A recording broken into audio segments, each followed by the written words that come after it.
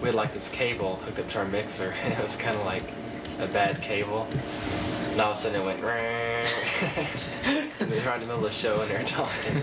Sometime in the future, I'm not sure whether it's going to be accomplished this spring or not. That's neat. Can we do that again? Okay, go ahead. I believe that me and JR and Neil were the first people to play in the band. After that, there was like Shay and Jeff Abel and oh yeah, Johnny and and some girl named Holly, who you probably don't know. In the beginning, there was like a song we had that Neil wrote, and we just made it the Mindspeak song. Mindspeak.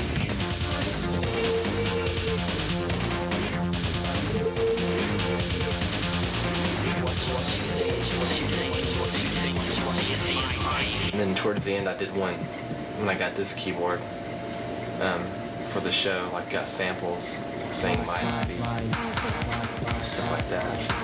It's kind of dumb then, or it's dumb now. It's kind of cool.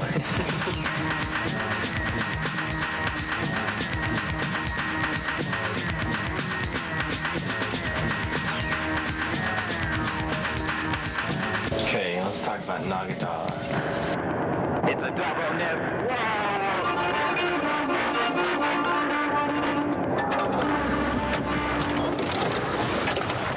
Well, one of my favorite projects, of course, would have been Nagada. Just overall, the band. It was something I'd always really kind of wanted to do. And then just the technical BS that went into it. I mean, just like, that was just the ultimate in jury rigging experiences, really. It was to hook up 6 or 7 or 10 instruments to some sort of an output or tape deck with no mixer or no anything. It's just like it was all completely. It was just like, all right. Well, we can't get this to work. All right, let's run it through the reverb unit. And that was the only way we could get it to work. So some of our instruments had, reverb and things like that we didn't necessarily ever want, but it was the only way we could reasonably get it to work. And it was just, to me, that was a lot of fun because it was so technically avant-garde, I guess, and experimental, just kind of goofy.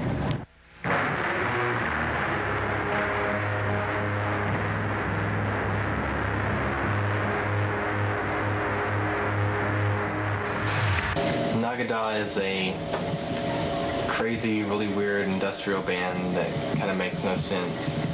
Oh, no, well, Nagada was cool.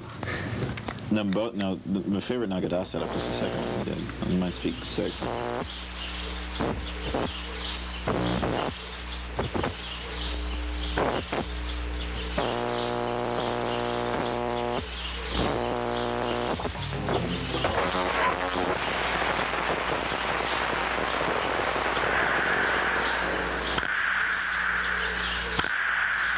Shall we play again? Let's see. In about a week's time, we fully set up a complete about 45-minute show. They're going to play at the Green Room. That was just amazing that we pulled that off, because with the little time that we had and the little technology, the little experience, and the little actual music, we pulled off something that came across the time really professional. It looked like it's spent a lot of time on it. And my only regret about that is that we never played anywhere else. But somehow they pulled it all together and made some kind of sense in front of a lot of people. Art, films, or music, nobody would understand. And if we tried to do something that was absurd, like Puffy the Butterfly, nobody understood. Let's talk about the controversy with Puffy on the third show. So okay. Can't stop us. Did he ever get? I don't think he ever got the letter. On the okay, yeah. All right. We had in the third episode we had Puffy the Butterfly, and Puffy, of course, is just a small bluish butterfly. Puffy the Butterfly. Right. Third episode. Thank you for joining me on the show today. How are you today, Puffy? Oh, I'm just fine, Paul. Thanks for having me on the show. They had a puppet, and it was a butterfly, and they were interviewing the butterfly, and during the interview, the butterfly was coming out great and was really stealing the show away from Paul. Paul lost total control, and he tore the wings off the butterfly. No, don't, you're killing me. Sorry. No, you're Sorry, killing me. Puffy. Oh, please, no. Well, oh, God. But we did get a few calls from citizens thinking that if there were little children watching, it would have upset them, but it was hilarious to watch. Puffy is completely inanimate. It has no personality, no feelings. You know, it has no thoughts or desires. Yeah, that was just like a thorn, though, in my side. Because, I mean, some Joe Bob that calls in about his daughter not wanting to see a cloth butterfly having its Velcro torn off. I mean, that's absurd. I mean, they're not going to pull up on us for that. It's just bureaucratic cow fodder that we have to sort through. So what we're going to go to now is, throughout the 9 episodes, we've had the one common thread that ties them all together, the artistic video segment. It was an outlet to make sense of everything we've done and say, hey, this is our artistic video segment. Now I would like for you to invite both of you to watch the artistic video segment with me. How would you guys like that? Sure. That would be a treat. All right. This right here is our first artistic video. There was an incident in which they tried to show the traditional procedure at running tape and city cable. I didn't like the video with Mike putting the tape in the VCR. I absolutely hate that one. It was the first video we ever showed on Mindspeak. This is the dickiest video. We went out and just kind of roamed around in all these big old deserted houses and just typical industrial, pseudo-intellectual garbage, trash, nihilistic thinking. Let's run around and break things. But it was fun. I don't necessarily think that I liked many of the guests that were ever on it, but I think that the guests were really an important part of the show because it kept it moving. Bring the lights up. Thank you. Okay, so how do you feel about democracy breaking out in Eastern Europe? I think it's great. Great. Well, that was Jason Kaufman, ladies and gentlemen. And right now we're going to go to our new artistic video. Fire? Is that fire? Fire? No, it's a light. Nope, no fires here. Okay, and this is called, next one's called Pageant Video, and it's on in 7 seconds. Eastern Europe.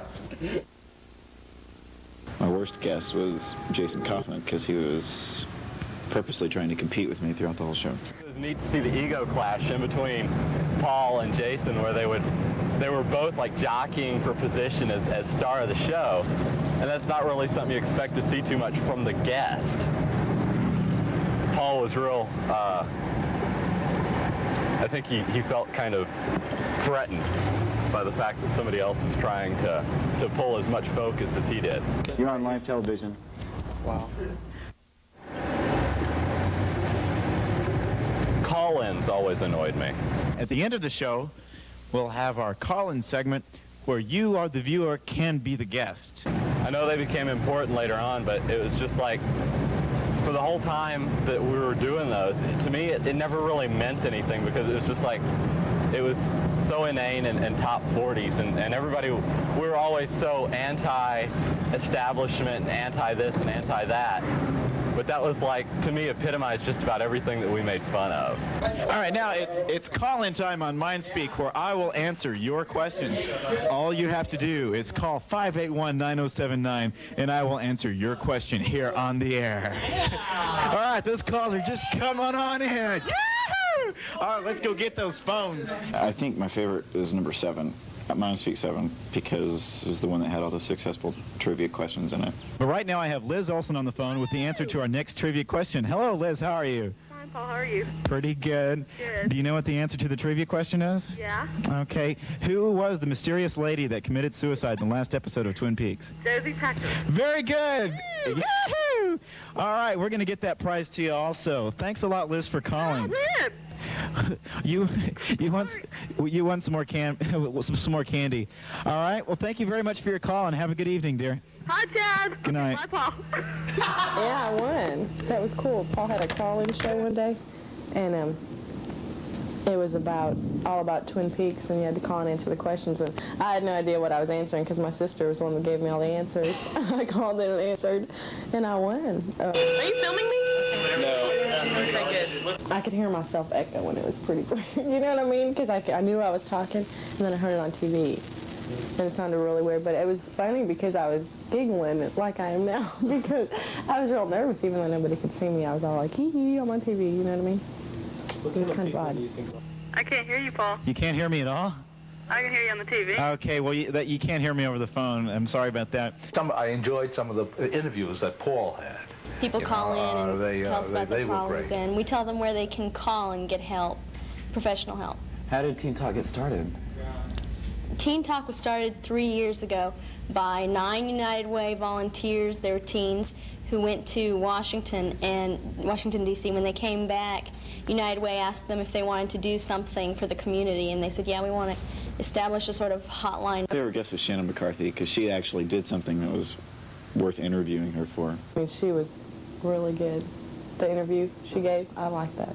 So. Thanks. I hope you get over that smearing kind of thing. Okay, thank you very much, and thanks for being on the show. Anyway. I always, or rather I never could speak in complete sentences, or I couldn't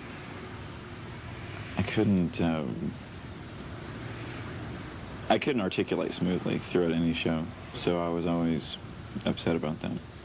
I never felt that went smoothly, ever. I think you could see the improvement as you went along. You know, you start with an early evolution kind of thing, and kind of rough, and and by the time you got to the 9th or 10th, it was I think a professional job. I really do.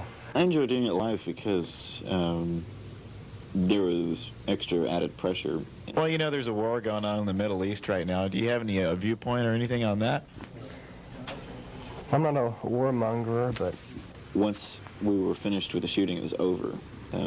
We did all the editing in advance because it seems like once you shoot a video and you have to edit it, it's like you lose a lot of interest in it, and sometimes those videos don't get edited. So that was the fun part about doing it live. And but otherwise, doing it live was really scary because you never knew if we were going to mess up. When I mean mess up, I mean say something so offensive that everybody in North Richland Hills, all 45,000 of them, call in and have city cable axed or something. That was always a real danger. I think the last show was probably the hardest because of all the crap we had going on at the same time. Like what? We had all these monitors, video projection, fans, ceiling fans hanging from the ceiling, the equipment lift. We had this running track, the length of the studio. It was just 2 spotlights, fog machine, 2 keyboards, video wall. It wasn't hard technically, it just was, there was something going on everywhere. It seemed like controlled chaos sometimes, but other than that, it was okay.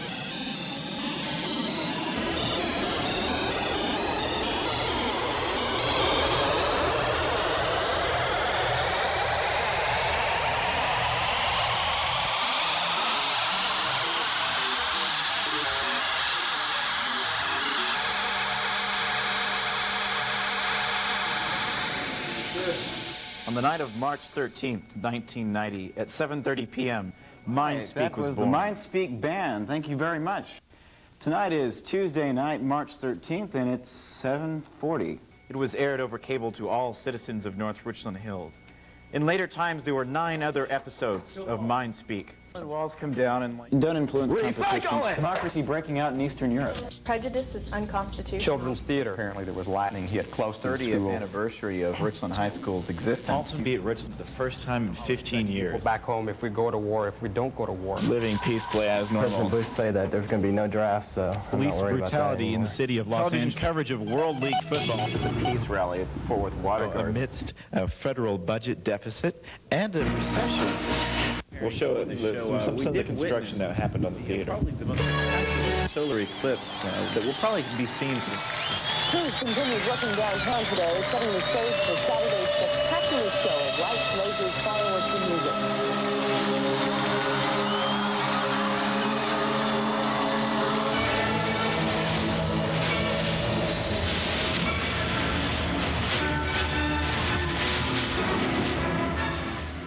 Are you re-recording, Craig? Uh-huh. Okay, take out bars. Yeah. Okay. It's obvious that we just started a camera and started recording and just Yeah. standing in front of it talking. And writing the levels. Go how it goes. We're not gonna pre-plan. It's just gonna.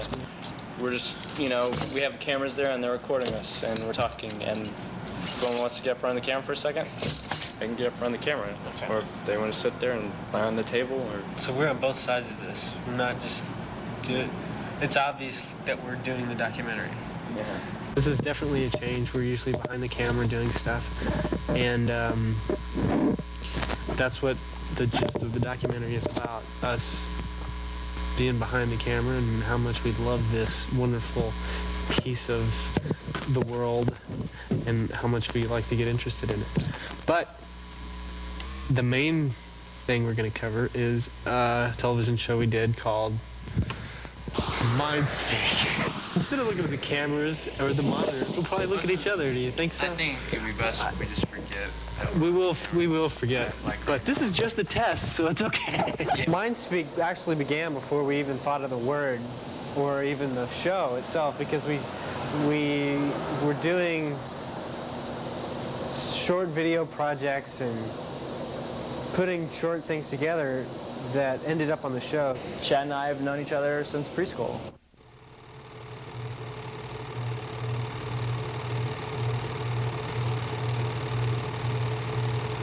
Ever since 4th grade. Well, what got me into it is whenever Brandon asked me to go do, what was it, Indiana Jones. We were doing Indiana Jones, and you needed an actor for your camera. Indiana Jones. Yeah, we ran out of film. There was like 2 seconds worth of footage, and we spent all day working on this elaborate production. With your high A. Huh? No. With your, not Super high A, Super A, yeah. Video 8. Super Oh, A. it was on film, okay. Yeah. Yeah, I remember. We ran out of film, and we didn't know it. Because remember how long we spent doing it? I went through all these big stunts and everything, and all we got was me getting out of a car, walking up a hill, looking scared, and then that was the end of the film. That was like 2 minutes. But, I mean, we did a lot of stuff just with Brandon's little Super 8. We did a takeoff on Tron, and we always had big ideas. Project Fresno came about is a video that I wanted to send to my friends in Fresno, California, to make them impressed with Dallas, Fort Worth. So, on spring break of our sophomore year, we took Chad's uncle's Vidicon. It was a Vidicon tube camera. We recorded in SLP. That's what my uncle told me. It was like, I borrowed it from my uncle to do some class projects. We did a scene from Julius Caesar, the stabbing scene. and since I had the camera, we thought, well, since you're going to have this camera, let's do this. That's pretty much what we always did. But I think you had this idea already in your head whenever we got a hold of the camera. The shots were good. we recorded it in the wrong recording speed, and it looked really bad, and editing was a real mess. Project Fresno, I learned a lot about trash video and what to record and what not to record. As you know, I was behind the camera most of the time. Just recording driving down the road, and you got about 300 blocks on video. It's like you have to scan through all that when you're looking for something to edit with. So we went out on spring break and videotaped Dallas and us doing weird things everywhere where we shouldn't really be because we're only little sophomore people. Yeah. Yeah, we went to Las Colinas and went to the cafe and felt like big people that worked at Victor Duncan. By the time we finished it, it was like 3rd or 4th generation, so it looked really bad. Then we put the master copy in a VCR that chewed it up real bad, so our master or our original for that is real messed up. So it's like a good video that we did, but it's like you can't be proud of it because of the way it looks. So it was just a learning experience. That's all. I liked a lot the way we treated Project Fresno once it was trashed, and then videoed it in slow-mo. I think the trash on it looked kind of neat. It was a neat little effect. We developed it into a music video that expressed what it was like to be 16 years old. And then when we got bored, we decided we'd do it just about every year. The original Project Fresno and Friend Industrial, I think those were the funnest videos. And also Order of Virtue, that was quite a lot of fun. So it's high energy, a lot of getting around, a lot of moving around. We were all together on those videos too. We all had the same ideas for those. I guess you could say it was really ensemble. But that was kind of the beginning from that was the real little tiny spark that started up Mindspeak. Mindspeak, yeah. Mindspeak. This one day Brandon suggested that I ask Greg if I can do my own TV show. And I asked Craig, and thinking that he wouldn't say yes, and he did. So then it was our responsibility to get it going. Like I've told people before, I think there are some people that don't have the interest or the love for video the way I do, and sometimes it pisses me off. When I'm working with people, say some crews or some people, they just don't have the enthusiasm of the job like I do.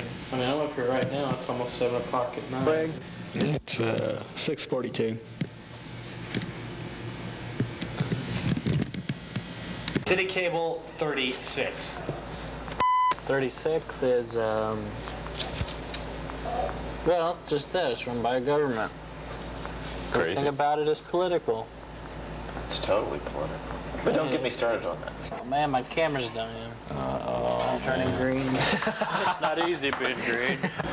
Top head guy came Kelly. I think when Paul Porter and you guys came up to me and you wanted to do Mindspeak, I was apprehensive at first because you did want to do it live. Hey, live. Let's do a live show. Yeah, and we'll show those videos and stuff. We had really no idea of what we wanted to do, except that we wanted to do it live. We tried the first several shows live and it went off quite well. You should see Mindspeak as something exciting like this. Videotaping, you know, that's one thing. And, but I don't know, there's like a deeper meaning. It's hard for the people that actually created Mindspeak to talk about it. You have to get the other person's point of view, and I enjoy the other person's point of view that didn't have anything to do with it, because you know they see things we didn't see. Some of that additional. City Cable 36, Mike Rice speaking. You'd be looking it up.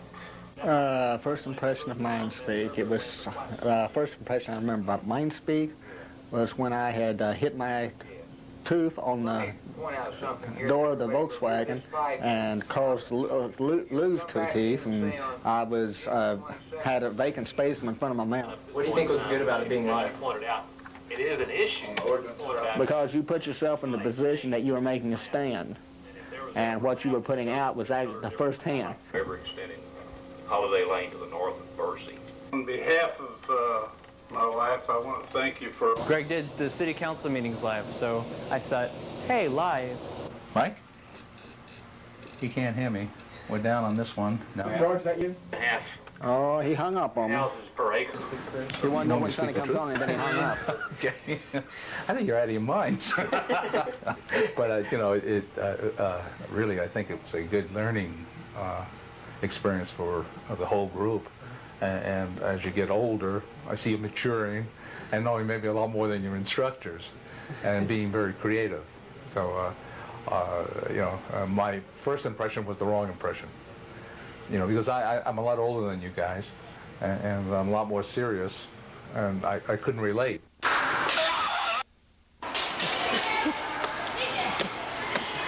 Well, at first I thought he was a kook. I think Paul's really creative.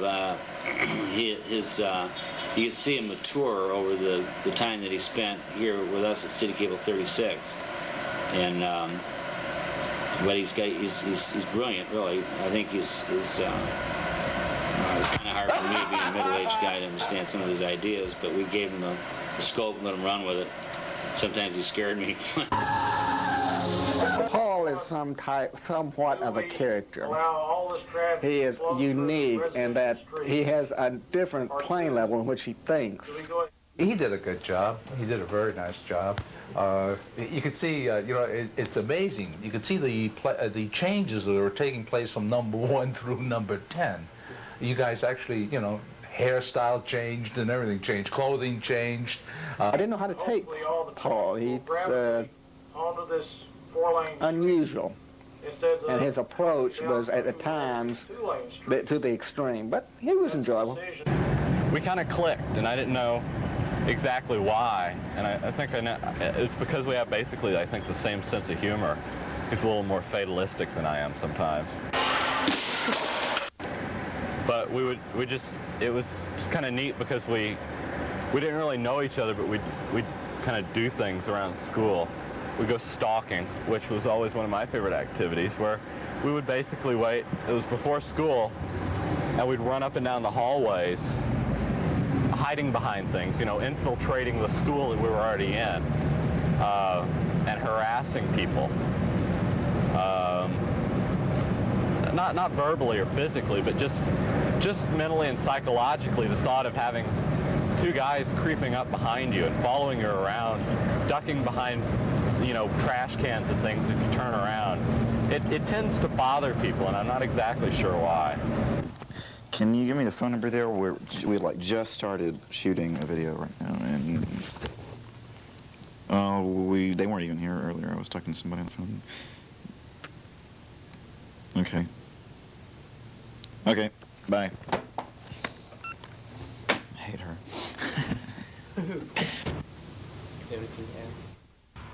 I don't know that I was really qualified, or not qualified, but I don't know that I should have hosted it because I don't think I was that good. I think I don't know of anybody else that could have done it any better, but I don't know.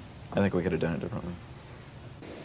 The day we went up to the studio to set up the show for the first show, we were setting the set, and we had the idea, instead of having a plant sitting there like a lot of the shows on City Cable, we're just, you know, hi, I'm Betty Robinson, and this is our health show. And then you have the plant sitting there beside the lady in between the guest and the host.